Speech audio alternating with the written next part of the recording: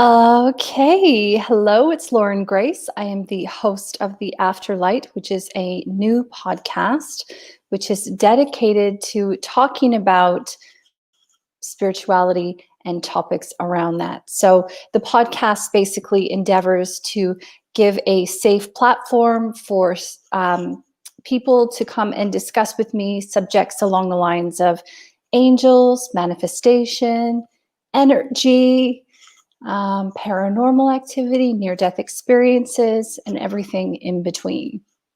So I started showing up, doing some Facebook, YouTube, Instagram lives. That's where I'm streaming to at the moment. So hello. And the purpose of that in particular is just to, talk a little bit more about subjects that I'm passionate about, a little bit more from my perspective as opposed to my guest perspective. And my objective with this is essentially bring you along the same journey, or bring you along the journey that I'm on, and potentially shed some light or some different perspective on, maybe the way that you want to view the world or the way that you view the world. So that's kind of the objective for what I'm doing here. So when I'm not, doing the Afterlight, I'm also running a business and life support membership called Raw Spirit Team. So the focus of that primarily is to give entrepreneurs a platform to work together, to get business advice from me, to get additional training from guest instructors, to have a mastermind that's for people involved in the intro offer. They all get to, basically network and form a power team group and work together, and have a platform really where they can share their wins, share, their challenges, and we can all work together to build their business. Because essentially, when you're building a business, sometimes it can be lonely, it can be tough, but it doesn't have to be. And so that's the objective for the Raw Spirit Team. And the Raw Spirit Team is sponsoring this live broadcast at the moment. So that's why I wanted to throw that in there. So if you are interested, all you have to do is head to rawconsulting.com, and all the details are there on the website. But if you're a business owner, especially if you're in the spiritual world, I definitely know that I can help you. And if I can't, I'll let you know. I'm happy to have a 30-minute consultation as well before you join the Spirit Team to see whether or not it's a good fit for you. Okay, so the objective for the talk today is I wanted to talk about happiness. And one of the reasons why I chose this subject is because I feel like a lot of people struggle with happiness, and very often they look outside of themselves for things to make them happy, for things often to make them happy, or other people to make them happy. And I guess I just wanted to talk a little bit about positive thinking and, the importance of gratitude and things like that. So today, I hope that I can give you some, different perspectives on essentially how to maybe look at your relationship with happiness, your relationship with positivity, with your mind, and kind of see where you sit with that, and whether or not, you can do some additional things that will in fact support you that bit more. So I want to start off by reading a little story, and I'm sure maybe you've heard it before, but it's so good. And I just wanted to share this with you to kick things off. So it's called The Wolf You Feed.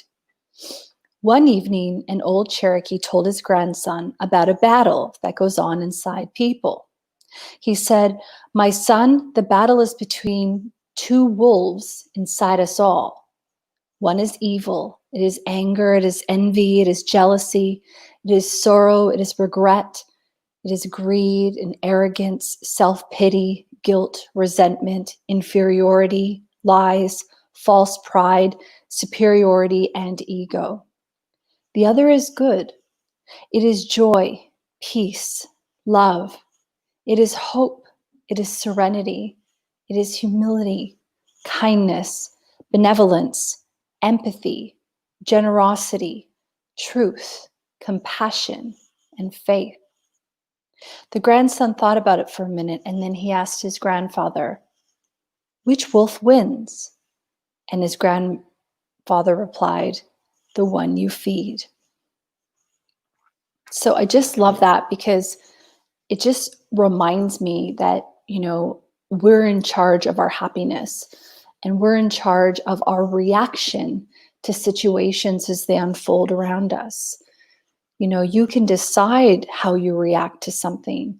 And if you feel like you can't decide how you react to something, maybe that's something to consider, that power might be within you, that might be something that you can, in fact, tap into and learn from. So I want to talk now about some ideas or some strategies that I have that might assist you on your journey to happiness. So first of all, the concept of listening to your thoughts, that's always been a really important thing and a really big, driver for me. And basically listening to your thoughts is essentially about taking the time to recognize that there is a voice inside your head, and that you don't need to believe everything that voice is telling you. So, when you're listening to me, you might, on the other hand, think, well, what am I going to have for dinner? Or, that thing that happened at work today, or who's picking up my kid, or, whatever it is that's going on. So there's sort of that little voice, that kind of tape that's running in your mind. So when you can get clear that there's that happening in your mind, that's when you can actually develop the skill set and the strategies and the wherewithal to be able to stop that voice from talking about things that aren't supportive to you. Now, I'm not going to lie, it's not an easy thing to do. And anyone who I have this conversation with will say the same thing. It's not easy, but it's not impossible either. So sometimes developing strategies or things that you can do to help you to quiet that voice in your mind is really important, because sometimes our thoughts actually make life more serious, more complicated, and our thoughts are what stop us from, experiencing the moment, right? And I find, one of Eckhart Tolle's quotes that I love is basically about how, life isn't as serious as the mind makes it out to be. And that is so true. And I fully believe that, it's our mind that twists things around, that tells us to look at a situation in a different way than what was potentially really happening. That reminds us of the things that we did wrong, or reminds us of fear-based situations that could creep up in the future. So very often when you can get, quieting your mind, meditation helps with that, yoga helps with that. You can essentially learn to, have come to a place of no thought, or come to a place of less thoughts, or come to a place where you can realize that you can replace those thoughts with things that are supportive and truthful for you. So that in itself is a really big subject. I'm not going to talk too much more about that today, because, the episode is only around 20 minutes to half an hour. But I really would encourage you, if you are interested in exploring that subject, if what I've said doesn't make much sense to you at the moment, but you think, oh, there might be, something there. Eckhart Tolle's work is really important. The Power of Now, A New Earth. Those are two books of his that really stand out for me. There's another book called The Untethered Soul by Michael Stinger. That's a really good book. It talks about, the similar concept of essentially being aware of your thoughts and how we live our life in fear constantly, and this learning to work through that. So those are a couple, reading for you if you are interested in looking at that. Now, another thing that I believe can help with happiness is the subject of self-love, or not the subject of self-love, but actual self-love. And, self-love can often, come from the thoughts that we think, right? Because if we're thinking negative thoughts, and we might not be feeling very good about ourselves. So we can flood ourselves with self-love, with things that are positive, with affirmations that, remind us how great we are, and not from a superficial point of view, but, I'm peaceful, I'm loving, I'm nurturing, I'm worthy, things like that. What that can help do is help to really build up your self-esteem and help to make you feel good from the inside, which will eventually come through and shine brightly and beautiful on the outside. So Louise Hay, she was such a queen when it came to self-love. So if you think that, yeah, there's something here for me, then maybe I would encourage you to check out some Louise Hay's work. She's got so many fabulous YouTube videos, books, podcasts, meditations, affirmations. Really, her work is extraordinary and transcending. So I would really recommend that you check that out. The next thing that can really help you with happiness and tapping into happiness is gratitude. So, I'm sure you've heard about it. Gratitude's the best attitude. Well, when you focus on the things that you have that you appreciate, what happens is you start to attract more of that, because what you think about is basically what comes about for you. So if you start to spend time on all the things that are working well in your life, let's pretend you have an ailment. Like for me, I've been noticing that I've been struggling with a bit of a knee thing at the moment since I started running. So I have to work very hard, and I need to remind myself of this on a regular basis as well, that I bend and flow with ease and grace, and all is well in my world. That's one thing that I tell myself to kind of make myself feel good about my knee. And then I think about, how strong my knee is and how I'm so grateful for that. And then how I'm so grateful for the rest of my body and the fact that it can go for runs, and how I'm so grateful for the air that I'm breathing and the fact that I get to run by the ocean every day, or whenever I go for a run. I don't run every day, but things like that. And eventually I take a negative and I build on it into a positive, and I focus a lot more on that gratitude. And that gratitude really just allows me to start to focus and hone on other things that are just bringing me gratitude as well. And I can tell you right now, it works. The more you focus on the things that support you, that you love, that you appreciate, the more that these things will come back to you. So let's talk about now, let's talk about, seeing opportunity in defeat. So, very often we get caught up sometimes when we have challenges or when we have things that didn't go according to plan. So for example, I started my membership business on the back of being made redundant from a full-time employment. Now, before that, I was just running my business on the side, and I was still working 45 to 50 hours a week for another business, right? So obviously that took a lot of mental energy, that took a lot of my time, and that really stopped me from essentially putting my business forward and backing myself. So when I was made redundant in March, thanks to the COVID-19 things, I had basically a decision to make. Do I want to sit here and feel bad about it, or do I want to find the silver lining and move on and do something great with it? And in fact, the Afterlight was born from that experience. So had that not happened, this podcast wouldn't happen, and I wouldn't be talking to you now. So there are so many positive things that came out of that. So I saw the opportunity there. And I will say that it doesn't mean that I didn't feel sad, and it doesn't mean that I didn't shed tears, and it doesn't mean that I didn't go through a process of grieving and loss. I did do that. I allowed myself basically a week, and then the odd day would I would feel a little bit down every so often, but believe me, I just started focusing on all the positives that were coming out of that. The fact that I now had the freedom and the capacity to be able to do what I knew that my heart wanted, my soul wanted, which was to do podcasts like this and start membership where I could actually help business owners.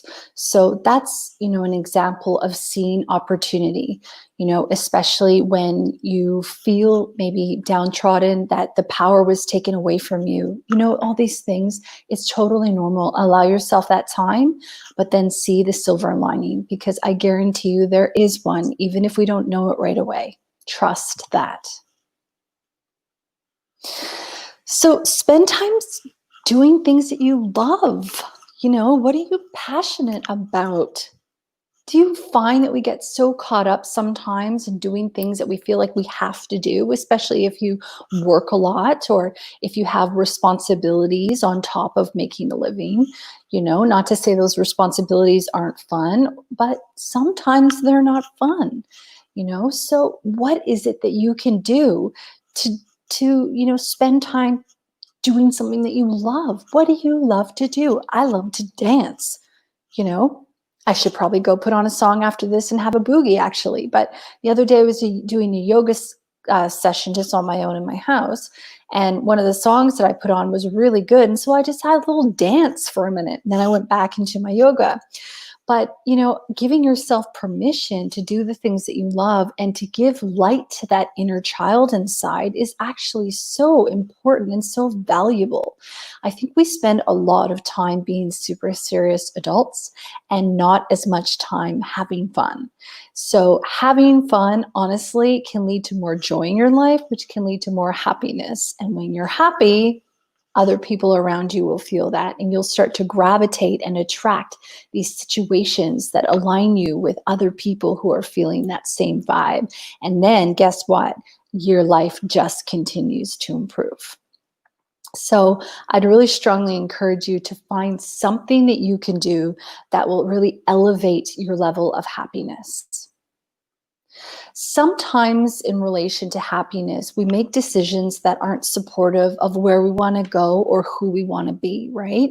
So if you find yourself in a situation and you're thinking, I'm not really sure what direction to head in, one of the suggestions I have for you is actually to ask yourself, which situation makes me feel lighter? So let's pretend you come to a fork in a road, right? And you're given an opportunity. Let me use just a random example. You're given an opportunity for a job potentially with, a lot of money, let's pretend. But on the other side, if you don't do the job, then you free yourself to do another thing that might be more in line with your values and where you want to go and who you want to be. So the question needs to be asked, which decision takes you to where you want to be and who you want to be and where you want to end up, and which takes you away from that?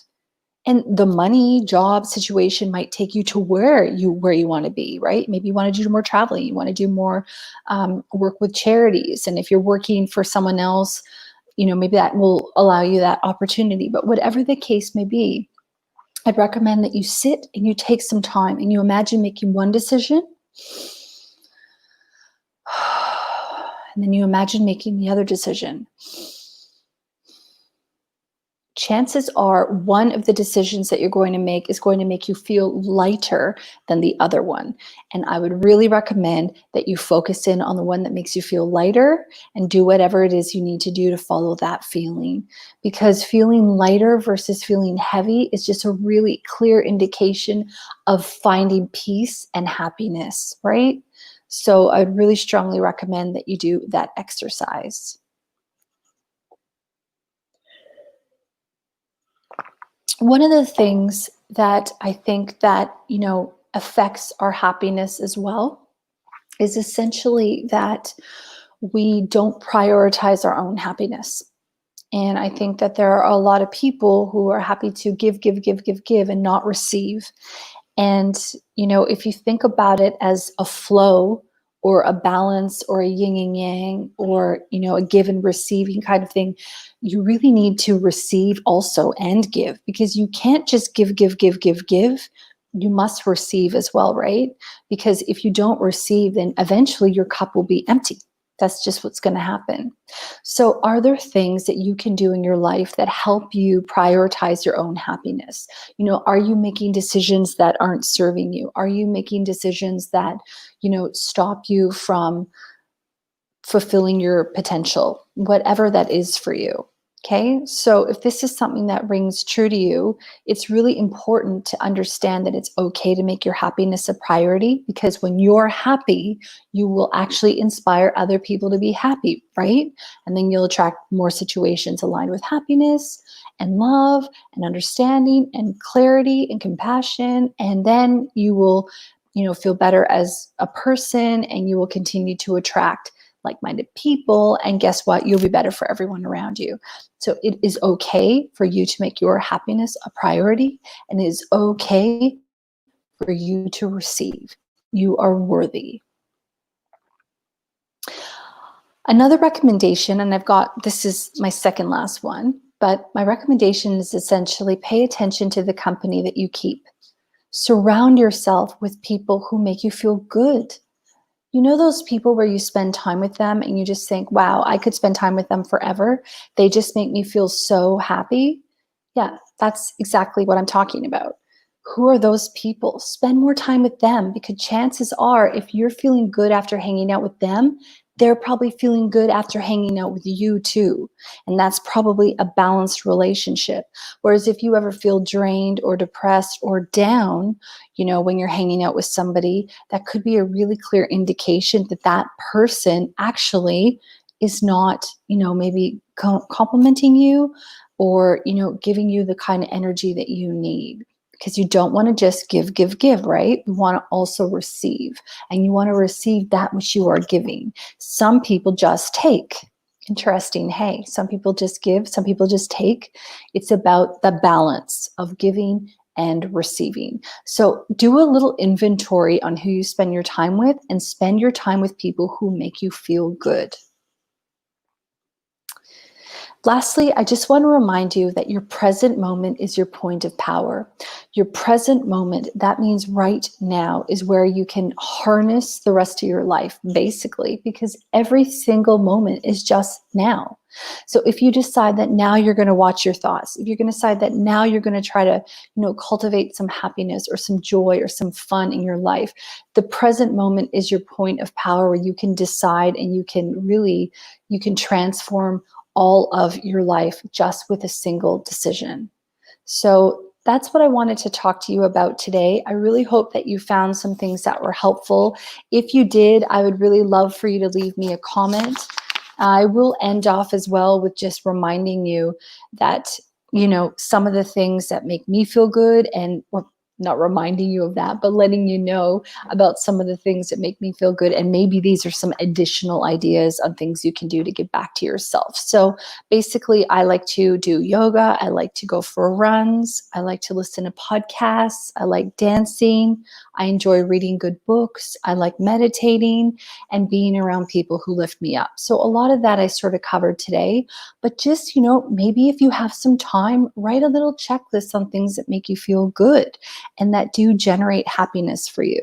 And so maybe after you've done that, make a plan to, do one of those things every week if possible, to really just elevate yourself and get you to the level where you want to be at, which is essentially feeling good, feeling happy, and not from outside forces, from things that come from within. So that's really what I wanted to talk to you about today. Thank you so much. Don't forget that, if you liked this, that I would love it if you would subscribe to the Afterlight wherever you get your podcast. Leave us a review, please, and do share it with your friends, because obviously the more people that listen to this sort of stuff, the better I think the world will be, actually. Not necessarily listening to me, but listening to different perspectives. Because I think that, as you tend to grow and learn for yourself as a person and develop your own truth, that you can be more authentically you, and that really encourages other people in the world to rise up as well. All right. Thank you so much. Talk to you next time. Next week, same time. See you, Instagram. And I'll see you later, Facebook and YouTube. Thank you so much for all your support. See ya.